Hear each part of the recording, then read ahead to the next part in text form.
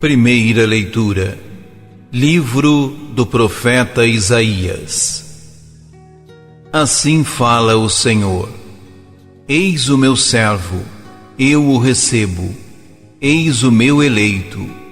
Nele se compraz minha alma, pus meu espírito sobre ele. Ele promoverá o julgamento das nações. Ele não clama nem levanta a voz, nem se faz ouvir pelas ruas. Não quebra uma cana rachada, nem apaga um pavio que ainda fumega, mas promoverá o julgamento para obter a verdade. Não esmorecerá, nem se deixará abater, enquanto não estabelecer a justiça na terra. Os países distantes esperam seus ensinamentos.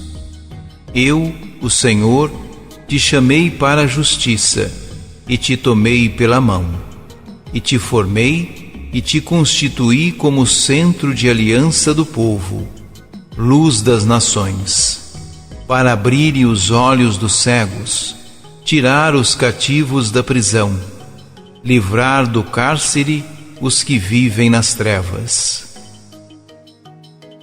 Palavra do Senhor.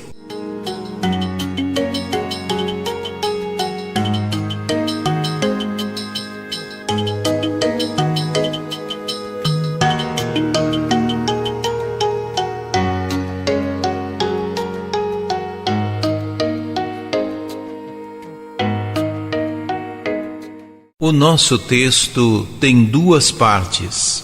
Ambas afirmam, como se estivéssemos diante de dois movimentos concêntricos que partem do mesmo lugar e terminam da mesma forma: a eleição do servo e a sua missão. No entanto, a primeira desenvolve mais o aspecto do chamamento. A segunda define melhor a questão da missão. Na primeira parte, afirma-se que o servo é um eleito de Deus, isto é, alguém que Deus se dignou escolher entre muitos, em vista de uma função ou missão especial. Estamos no contexto da eleição, isto é, no contexto em que Deus destaca alguém de entre muitos para o seu serviço. A ordenação do servo realiza-se através do dom do Espírito, que dará ao servo o alento de Yahvé, a capacidade para levar a cabo a missão. É o mesmo Espírito que Deus derrama sobre os chefes carismáticos do povo de Deus. Animado por esse Espírito, o servo irá levar a justiça às nações. Será uma missão de âmbito universal, que consistirá na implementação das decisões justas dos tribunais, base de uma ordem social consentânea com os esquemas e os projetos de Deus. A implementação dessa nova ordem não se dará com o recurso à força, à violência, ao espetáculo, mas com a bondade, a mansidão, a simplicidade que definem a lógica de Deus. Sobretudo, o servo atuará com simplicidade, sem nada impor e sem desanimar perante as dificuldades da missão. Na segunda parte, começa-se por afirmar que o servo foi chamado pelo Senhor, e imediatamente passa-se à finalidade desse chamamento: instaurar a justiça.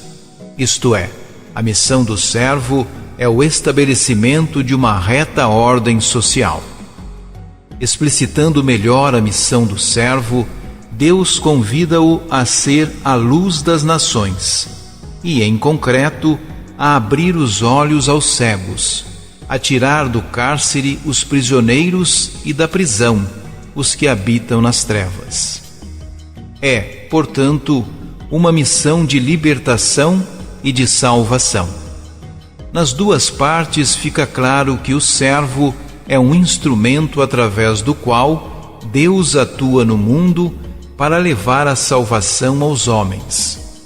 Ele é alguém que Deus escolheu entre muitos, a quem chamou e a quem confiou uma missão: trazer a justiça, propor a todas as nações uma nova ordem social, da qual desaparecerão as trevas que alienam e impedem de caminhar, e oferecer a todos os homens a liberdade e a paz.